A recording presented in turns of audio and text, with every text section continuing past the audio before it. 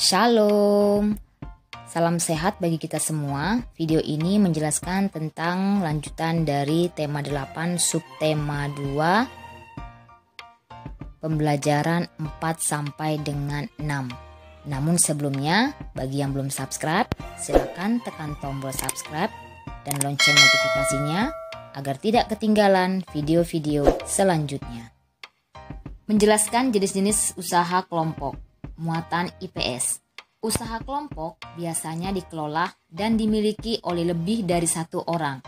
Usaha kelompok memiliki modal besar yang berasal dari beberapa pemilik sehingga mampu menghasilkan barang atau jasa yang beragam jenisnya.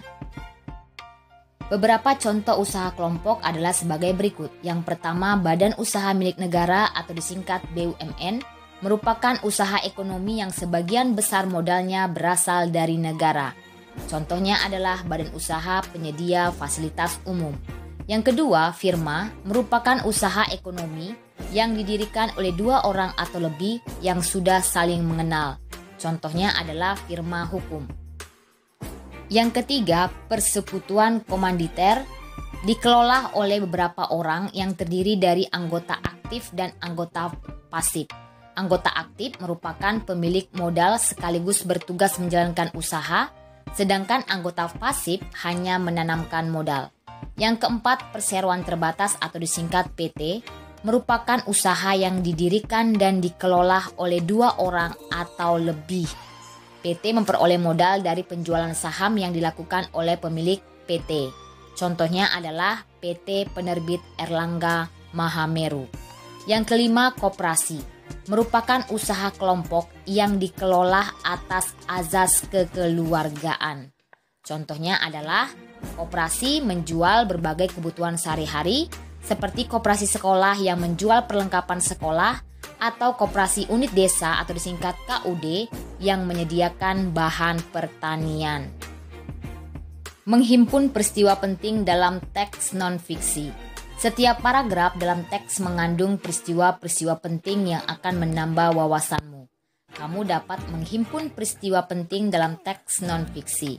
Menghimpun artinya mengidentifikasi dan mengumpulkan informasi peristiwa yang ada di dalam teks non-fiksi. Peristiwa penting yang telah kita himpun dapat disajikan dalam bentuk peta pikiran. Bupena halaman 46 muatan bahasa Indonesia. Ayo himpunlah peristiwa penting berdasarkan teks cara membuat batik tulis pada Bupena halaman 45. Setelah kalian membaca teks tersebut dengan seksama, kita bisa menghimpun peristiwa penting dalam bentuk peta pikiran sebagai berikut. Judulnya adalah cara membuat batik tulis. Adapun tahap-tahap cara membuat batik tulis, yang pertama adalah membuat pola pada kain dengan menggunakan pensil. Yang kedua, melukis batik menggunakan malam atau cairan lilin dengan mengikuti pola yang telah dibuat. Yang ketiga, menutupi dengan malam atau cairan lilin bagian-bagian yang akan tetap berwarna putih atau tidak berwarna.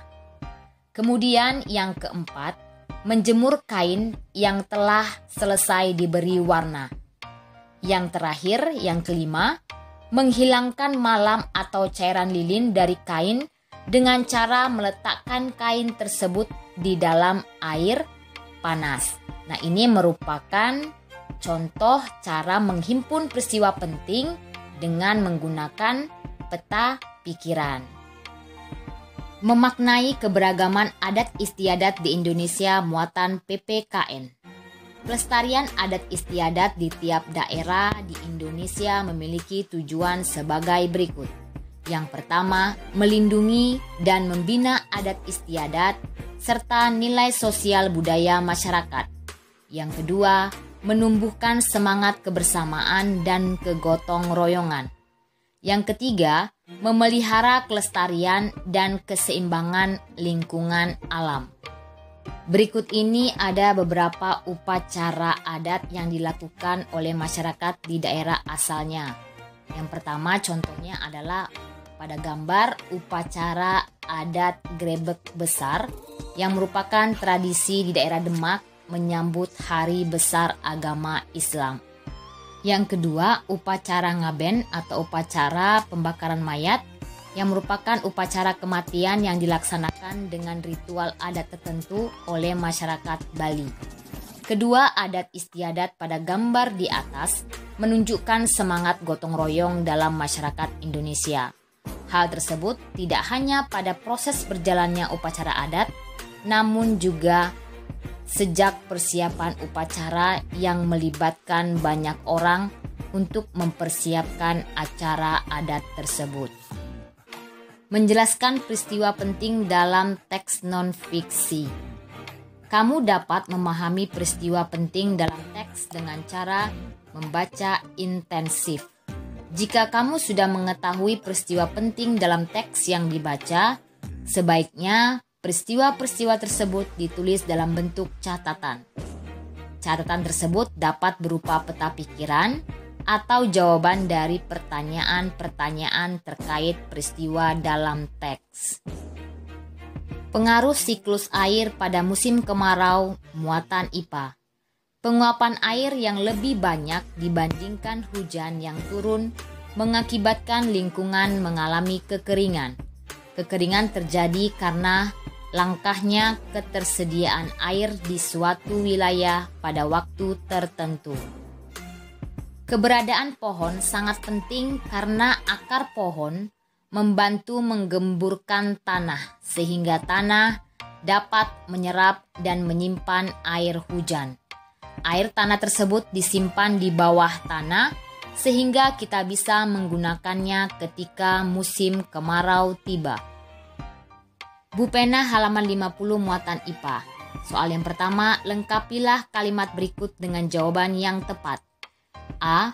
Pohon-pohon mempunyai arti penting dalam siklus air. Hal tersebut dikarenakan pohon berfungsi untuk jawabannya membantu menggemburkan tanah sehingga tanah dapat menyerap air hujan yang turun ke permukaan tanah dan menyimpannya sebagai air tanah. B. Sebaiknya pemukiman tidak dibangun di daerah resapan air karena jawabannya adalah dapat menghambat proses masuknya air hujan ke dalam tanah sehingga dapat menimbulkan banjir di daerah pemukiman. C. Akibat yang terjadi pada musim kemarau jika suatu wilayah tidak memiliki daerah resapan hujan adalah jawabannya kekeringan.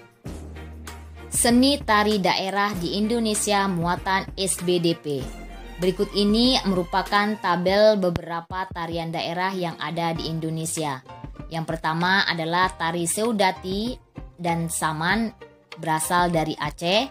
Yang kedua tari Piring dan Payung berasal dari Sumatera Barat.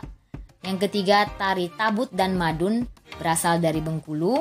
Yang keempat tari Jangget dan Malinting berasal dari Lampung. Yang kelima tari Sekapur Siri dan Kisan berasal dari Jambi. Yang keenam, tari Jaipong dan Merak berasal dari Jawa Barat. Yang ketujuh, tari Topeng dan Yapong berasal dari DKI Jakarta. Yang kedelapan, tari Serimpi dan Blambangan Cakil berasal dari Jawa Tengah. Yang kesembilan, Jaranan Kepang dan Reok Ponorogo berasal dari Jawa Timur. Dan yang kesepuluh, tari Legong dan Kecak berasal dari Bali. Yang ke-11, tari Zafin Tembung berasal dari Kalimantan Barat. 12, tari Baksak dan Kembang berasal dari Kalimantan Selatan. 13, tari Gong dan Ngerangkan berasal dari Kalimantan Timur. Yang 14, tari Kancet Ledo dan tari Jepen berasal dari Kalimantan Utara. 15, tari Batu Tangga Oncer berasal dari Nusa Tenggara Barat. 16, tari Gareng Lameng berasal dari Nusa Tenggara Timur. 17, tari Kipas dan tari Bosara berasal dari Sulawesi Selatan. 18, tari Lenso dan Cakalele berasal dari Maluku. 19, tari Swangi dan tari Perang berasal dari Papua Barat. Dan 20, tari Yospan dan Musyo berasal dari Papua. Bu Pena halaman 52 muatan SBDP. Soal nomor 1, perhatikan tarian daerah berikut, setelah itu lengkapi kolomnya. A. Nama tariannya pada gambar itu adalah tarian Saman, berasal dari Aceh. Makna tariannya adalah kekompakan, keagamaan, dan sopan santun. B. Nama tarian pada gambar adalah tari kecak, berasal dari Bali. Makna tariannya adalah menggambarkan kisah Ramayana melawan Rahwana. Yang C. Nama tariannya adalah tari piring, berasal dari Sumatera Barat. Makna tariannya adalah ucapan rasa syukur kepada Tuhan atas hasil panen yang sukses. D. Nama tariannya adalah kuda lumping, berasal dari Jawa Timur.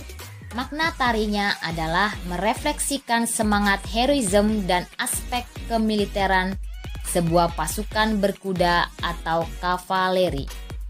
E. Nama tariannya adalah Reok Ponorogo, berasal dari Jawa Timur.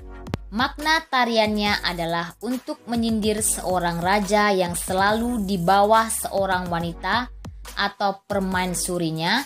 Raja tersebut mengikuti keinginan wanita tersebut karena suka kepadanya. F. Nama tariannya adalah tari kipas, berasal dari Sulawesi Selatan. Makna tariannya adalah kelembutan, kesantunan, kesucian, dan penuh kasih dari para wanita. Soal nomor 2, bagaimana cara melestarikan seni tari daerah Indonesia? Jawabannya adalah menonton pertunjukan seni tradisional. 2. Ikut latihan di sanggar seni tradisional. Dan 3. Menanamkan rasa cinta terhadap seni tari. Pola lantai tari daerah muatan SBDP.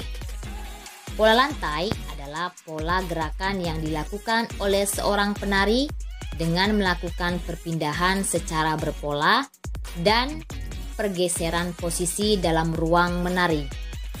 Pola lantai juga berfungsi untuk membuat posisi dalam ruang gerak ketika menari. Berikut merupakan macam pola lantai pada tarian daerah. Gambar yang pertama merupakan gambar pola lantai vertikal, yaitu penari melakukan formasi bentuk garis lurus dari depan ke belakang atau sebaliknya.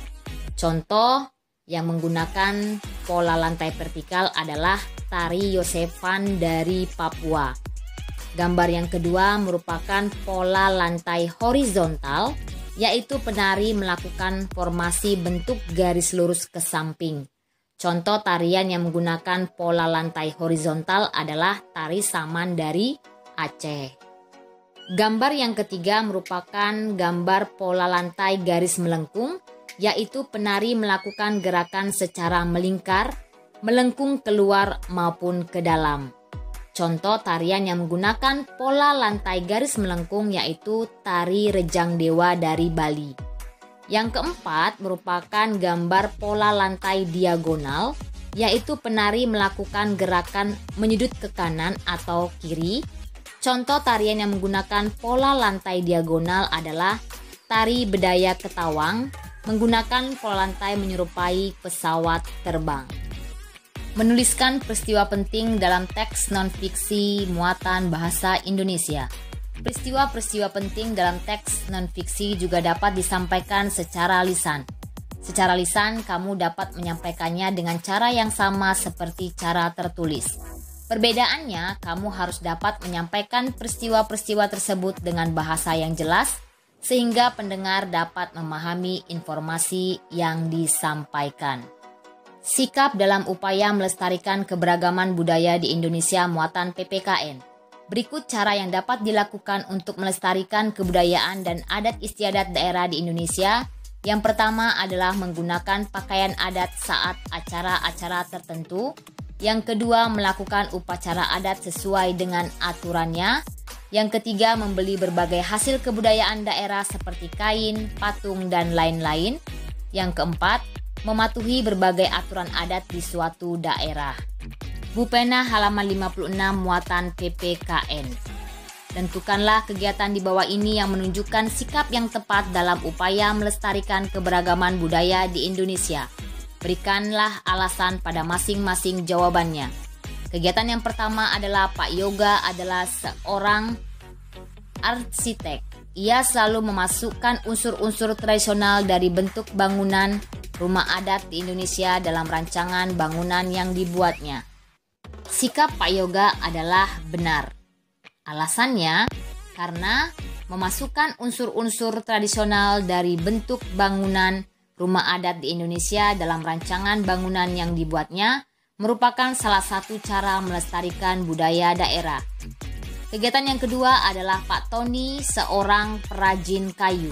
Ia menggunakan kayu-kayu yang terdapat dalam kawasan hutan lindung sebagai bahan baku kerajinannya. Sikap Pak Tony salah, alasannya karena Pak Tony menggunakan kayu-kayu yang terdapat dalam kawasan hutan lindung sebagai bahan baku kerajinannya dapat merusak kawasan hutan lindung. Kegiatan yang ketiga, Bu Dian adalah seorang guru tari. Ia mengajarkan tarian modern kepada anak-anak didiknya yang dipadukan dengan gerakan-gerakan dalam tari tradisional.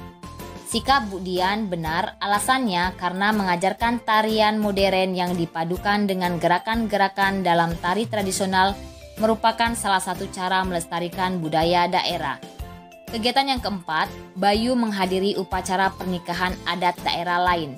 Upacara pernikahan adat itu memiliki tahapan yang cukup panjang dan lama.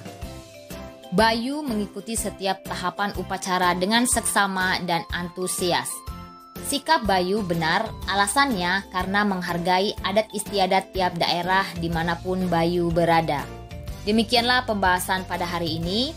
Terima kasih. Shalom.